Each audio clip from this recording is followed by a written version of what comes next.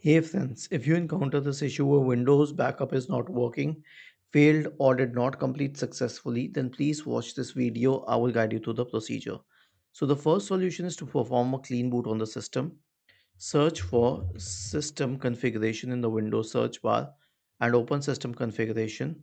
Go to the services tab. Check the box associated with hide all Microsoft services. If any other service is checked, click on disable or apply, OK, and then restart the system. The next solution is an SFC scan. So search for command prompt in the Windows search bar. Click on run as administrator. Type the command sfc space forward slash scan now and hit enter. The last solution is to reset Windows Update components, and I have a script for you. So simply copy the script, search for command prompt in the Windows search bar and click on run as administrator.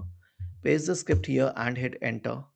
Okay, this will initiate the process to reset Windows Update components, and I'll explain later why we are doing it. But first, let me explain what is done. So it will stop the services associated with Windows updates. It will delete the Windows Update profile.